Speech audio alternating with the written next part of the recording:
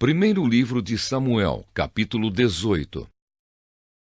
Saul e Davi terminaram a sua conversa. Jonatas, filho de Saul, começou a sentir uma profunda amizade por Davi e veio a amá-lo como a si mesmo. Daquele dia em diante, Saul levou Davi para sua casa e não deixou que voltasse para a casa do seu pai. Jonatas e Davi fizeram um juramento de amizade, pois Jonatas tinha grande amor por Davi. Ele tirou a capa que estava usando e a deu a Davi. Deu também a sua túnica militar, a espada, o arco e o cinto. Davi saiu-se bem em todos os lugares aonde Saul o enviou. Então Saul o promoveu a comandante do seu exército. E isso agradou a todo o exército, inclusive aos outros oficiais. A inveja de Saul. Quando os soldados estavam voltando para casa depois de Davi ter matado Golias, as mulheres de todas as cidades de Israel saíram para encontrar o rei Saul. Elas cantavam canções alegres, dançavam e tocavam pandeiro e lira. Alegravam-se e cantavam assim: Saul matou 1000, Davi matou 10.000. E Saul não gostou disso, ficou muito zangado e disse: Para mim as mulheres deram 1000, mas para Davi deram 10.000. A única coisa que está faltando agora é ele ser rei. E desse dia em diante, Saul começou a ter ciúme de Davi e a desconfiar dele.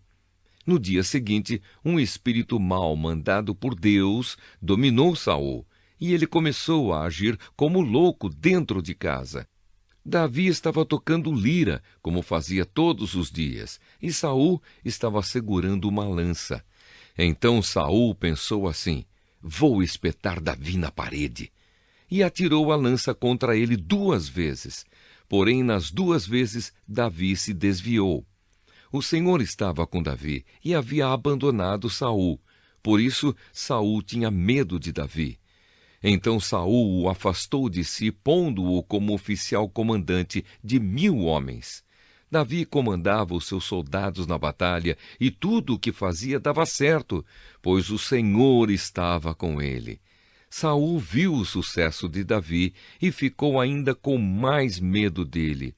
Mas em Israel e em Judá, todos amavam Davi porque ele era um líder corajoso. Davi casa com a filha de Saul.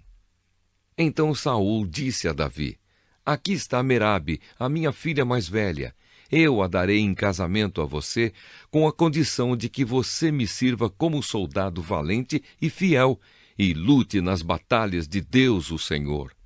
Saul pensava que desta maneira os filisteus matariam Davi e assim não teria ele mesmo de fazer isso. Davi respondeu: Quem sou eu e quem é a minha família em Israel para que eu seja genro do rei? Mas quando chegou a época de Merabe ser dada em casamento a Davi, ela foi dada a um homem chamado Adriel, da cidade de Meolá.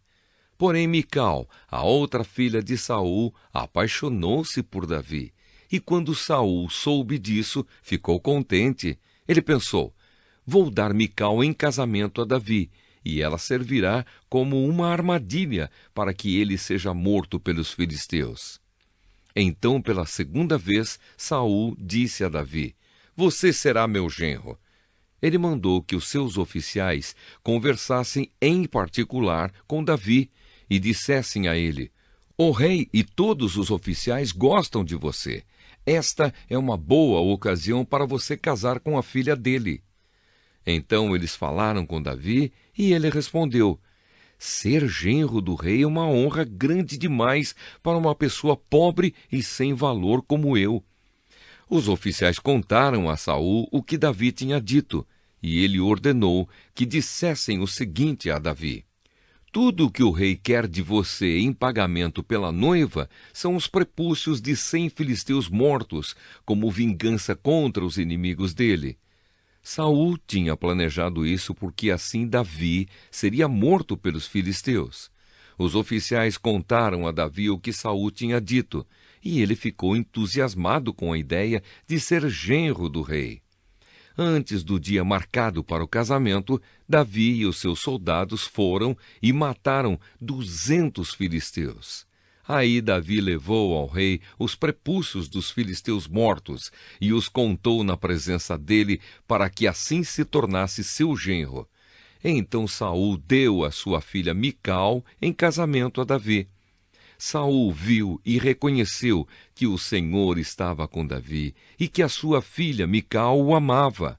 Por isso ficou com mais medo ainda de Davi e pelo resto da sua vida foi seu inimigo.